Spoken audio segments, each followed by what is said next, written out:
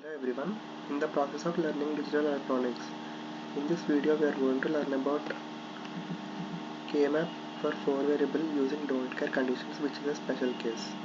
So I am going to explain only this topic in this video, so please concentrate on this topic.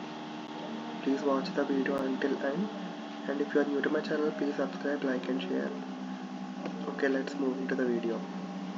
Now let's see how the question will be asked when they ask it to do using don't care conditions. The question is given as follows. So in this question, actually we are going to do this for 4 variable K-map. So మనం 4 variable K-map కి చేస్తున్నాం కాబట్టి మనకి 2 power 4 అంటే 16 వరకు ఇచ్చే chances ఉన్నాయి, అంటే 0 to 15 అని అర్థం. సో మిన్ టర్మ్స్ అన్నీ కూడా ఇందులో ఇవ్వడం జరిగింది. వీటిని మీరు 4 వేరియబుల్ K-మ్యాప్లో ప్లాట్ చేయాలని మీకు యాజ్ ఇట్ ఈస్ తెలుసు, మీకు ముందు వీడియోలో చెప్పినట్టు ఆల్రెడీ పార్ట్ 2లో. సో మీరు కానీ పార్ట్ 2 వీడియో ఇంకా చూడనట్లయితే డిస్క్రిప్షన్లో, ఐ కార్డ్స్లో అండ్ స్క్రీన్లో నేను వీడియోని ప్రొవైడ్ చేస్తాను, చూడండి. అండ్ ఈ లాస్ట్లో చూస్తే ప్లస్ అని ఇచ్చి సిగ్మా డి అని ఇచ్చారు కదా, వీటిని డోంట్ కేర్ కండిషన్స్ అంటారు. సో ఈ డోంట్ కేర్ కండిషన్స్ అంటే ఏంటి, మనం ఈ నెంబర్స్ ఎక్కడెక్కడైతే ఉంటాయో వాటి ప్లేసుల్లో ఎక్స్ అని అయితే వేరియబుల్ని పెట్టుకోవాల్సి ఉంటుంది. సో దాన్ని ఎలా ప్లాట్ చేయాలో ఇప్పుడు మనం చూద్దాం. సో ఈ విధంగా 4 వేరియబుల్ K-మ్యాప్ డ్రా చేసుకొని వాటి రెస్పెక్టివ్ ప్లేసెస్లో ఈ మిన్ టర్మ్స్ ప్లేసెస్లో 1 పెట్టుకుంటూ, ఎక్కడైతే 0 to 14 అనే నెంబర్స్ ఉంటాయో, సెల్ వాల్యూస్ ఉంటాయో వాటి ప్లేసులో ఎక్స్ అయితే పెట్టుకోవాల్సి ఉంటుంది.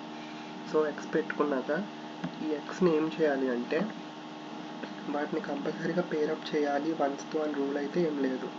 మనం లార్జెస్ట్ పాసిబుల్ గ్రూప్ ఎప్పుడైతే క్రియేట్ చేసి చూస్తున్నామో అప్పుడు ఒకవేళ ఇప్పుడు సపోజ్ ఇది చూడండి, సపోజ్ ఈ 1 ఉంది కదా ఇక్కడ, ఈ 1ని మనం సింగిల్గా కూడా తీసుకోవచ్చు, కానీ ఈ రెండింటిని గ్రూప్ చేస్తే మనకి 2 అవుతుంది కదా, 1 కన్నా 2 పెద్దది కాబట్టి సో 2 కింద తీసుకోవచ్చు.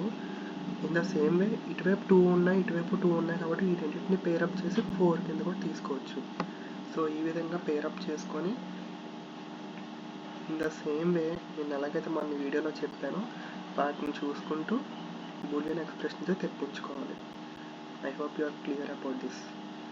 సో ఇప్పుడు మనం చూద్దాం. సో 1 3 4 6 8 9 11 13 15 వాటి ప్లేసెస్లో అయితే 1 పెట్టించాను ఫస్ట్. నెక్స్ట్ 0 2 14, 0 అంటే ఇది, 2 అంటే ఇది, 14 అంటే ఇది, వీటి ప్లేస్లో అయితే పెట్టాం. సో మనకి ఏం తెలుసు, ఎప్పుడైతే లార్జెస్ట్ స్క్వేర్ వస్తుందో వాటిని కలిపి ఒకటిగా తీసుకోవాలి. సో ఇదంతా కలిపి ఒకటి. యాక్చువల్గా ఇక్కడ 2 1s అయితే మిగిలిపోయి, సో 2 1స్ని పేరప్ చేయాలంటే దీన్ని ఇలా కూడా చేయొచ్చు, కానీ ఇక్కడ సేమ్ ఇదే ఓవర్లాపింగ్తో దాని ఆపోజిట్ సైడ్లో కూడా 1s ఉన్నాయి కాబట్టి దీన్ని కలిపి ఒక గ్రూప్ కింద తీసుకొని ఒక గ్రూప్ కింద మనం స్పెసిఫై అయితే చేయొచ్చు అనమాట. సో అప్పుడు మనకి గ్రూప్లో ఎన్ని 1s అవుతున్నట్టు 4. ఒకవేళ ఈ రెండే తీసుకుంటే ఎన్ని 1s ఉన్నట్టు గ్రూప్లో 2. సో ఇప్పుడు మనకి ఏది లార్జెస్ట్ పాసిబుల్ గ్రూప్ అవుతుంది, సో ఈ రెండు కలిపి తీసుకుంటాం అనమాట. ఓకేనా. ఇన్ ద సేమ్ వే ఇప్పుడు ఇక్కడ ఎక్స్ ఉంది, ఇక్కడ ఎక్స్ ఉంది.